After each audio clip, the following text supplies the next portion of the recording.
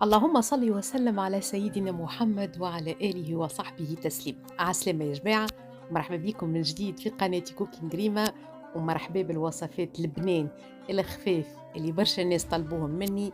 وصفة الملاوي باش نبداو بها فطور الصباح، من أعز ما تاكلوا حاجة بنينة، وصفة تقليدية والناس الكل تحب الملاوي، وشكون ما يحبش الملاوي مع طريف عسل وزيت زيتون الصباح، حاجة منفعة.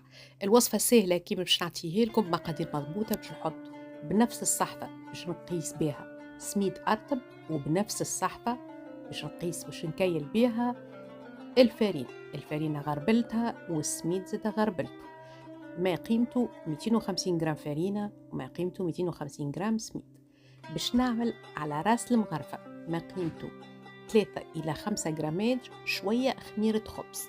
باش نزيد عليهم طريف سكر اللي حطيته على جنب، وما ننساش مغرفة الملح. الملح باش نزيدو من بعد. باش نخلطهم المكونات الكل ونبدأ نلم فيهم بطريف ماء دافي. إياكم تحطوا الماء سخون على خاطر يحرق لكم الخميرة، وكذلك العجينة متاع الملاوي تجيكم يابسة. من ليزاستوس اللي ننصحكم بيهم، ما تحطوش ماء بارد برشا وما تحطوش ماء يغلي للملاوي. راو السميد إذا كان حطيتوله ماء يغلي باش يشرب الماء وباش يقعد مركد، وإذا كان حطيته ماء بارد العكس، الفارينة باش تميز وما عادش تعطي الجلوتين متاعها.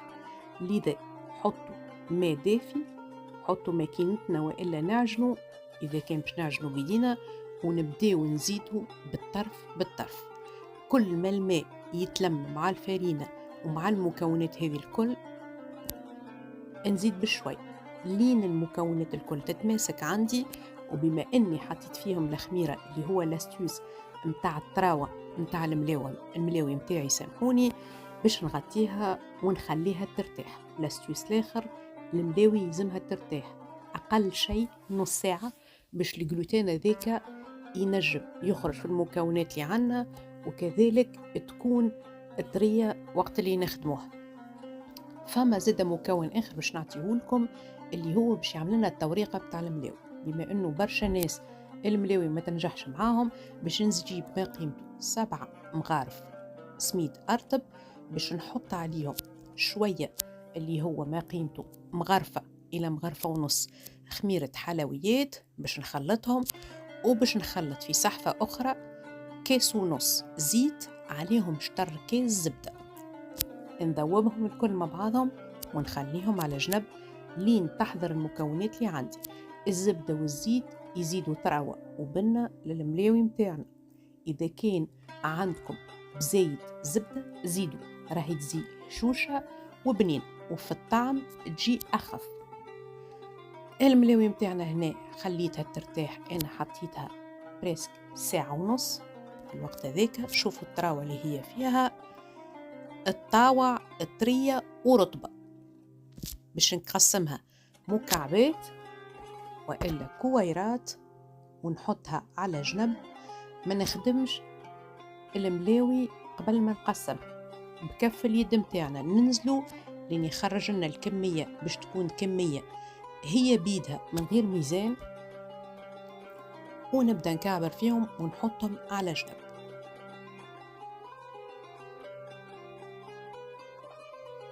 الكمية هذه عملت لي 10 خبيزات جاو بنان بسم الله ما شاء الله. وباش تجربوا تعطيوني رايكم زاد انتم. توا باش نبدا نلم فيهم بالطريقه هذه، نحطهم في الزيت والزبده ونبدا نلم فيهم ونكورهم ونخليهم على جنب يرتاح. كما قاعدين تشوفوا هذه اول واحده اللي حطيتها باش نبدا بها. هاكا قاعدين نشوفوا كورتهم باش نغطيهم، ما تخليوهمش من غير غطاء خاطر باش يعملوا لكم القشره من فوق وتولي يابسه وقت التطيب. نحل الملاوي متاعي على قد ما نقدر، على قد ما فيكم جهد وعلى قد هي ما فيها تراوة. حلوها كعبة الملاوي لين تظهر لكم البلان دو ترافاي. حلوها على قد ما تقدروا، وهاكا شوية من الزيت وشوية من الزبدة باش طواعكم زادة وباش يديكم ما تلصقش وباش كعبة الملاوي تتشرب زادة الزيت والزبدة، ونبداو نحلو فيها بالطرف بالطرف الأجناب الكل.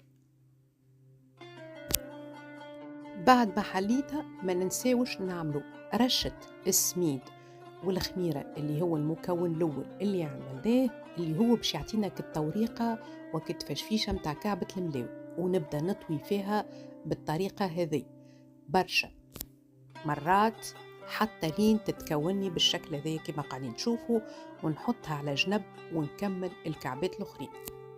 هيك الكعبة الأولى غطيتها وخليتها على جنب، نحل الكعبة الثانية هاني باش نعاود نوريكم. لا تستاهل قلقال لحد شيء، شوية بسوى بعيدينا، نكونوا شوية سبورتيف، شوية من الزيت زيتونة والزبدة ونحل.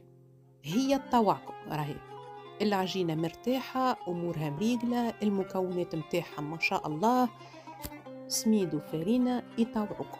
كل ما نجيو نحلو نوصلوا للشكل اللي حاشتنا بيه، نزيدوا نعملوا مسحة الزبدة سامحوني الزبدة والزيت ونحل.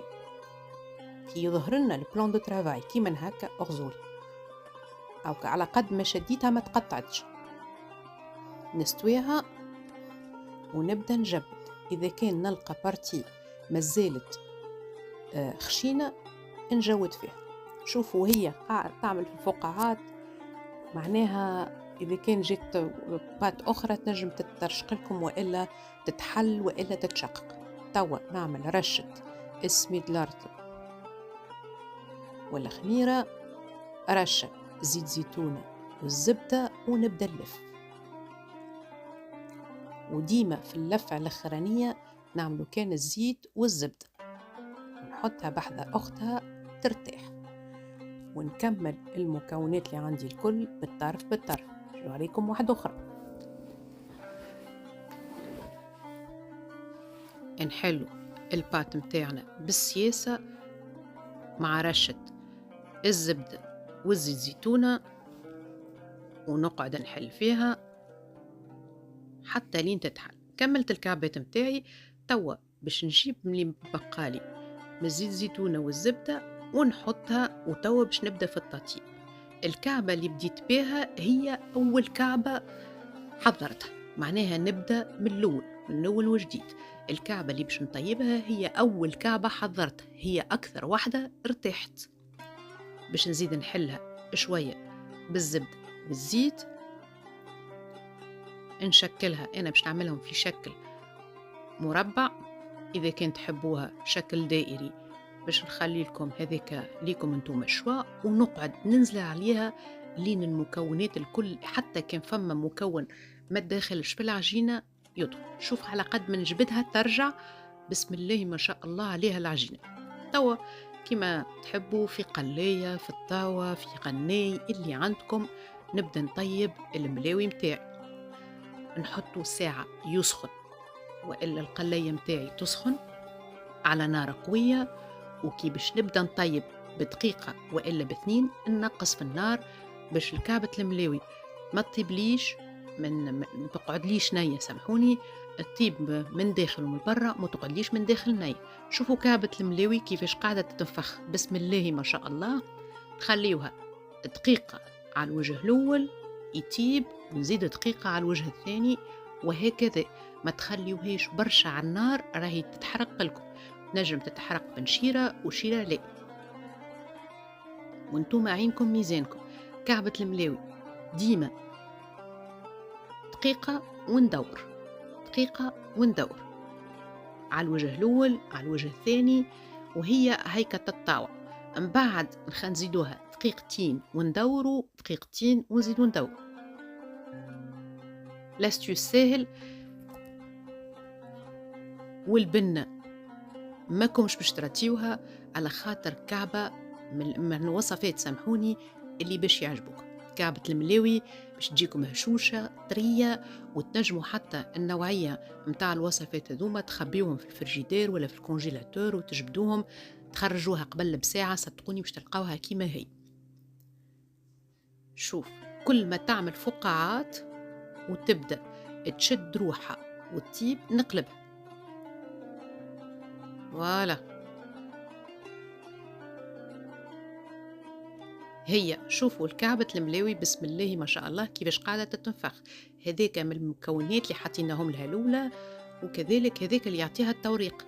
خاصة الوصفة هذه للناس مبتدئين اللي ما تنجحش معاهم الملاوي ولا شاهي الملاوي، ولا برشا ناس قاعدين يتبعوا فيا من البلدان وإلا متغربين ويشتهيوا الملاوي وما ينجموش يعملوهم. صدقوني يتبعوني في الوصفة هذه ما كومش باش تندموا. من أسهل الوصفات، صحيح تشد اليد شوية لها وسع بال زادة شوية، لكن إذا كنت تحبوا حاجة بنينة نوسعوا بالنا ونعطيوها الوقت، وتو تشوفوا الوصفة اللي عطيتها لكم بمقادير مضبوطة. باش نكمل الكعيبات اللي عندي هذوما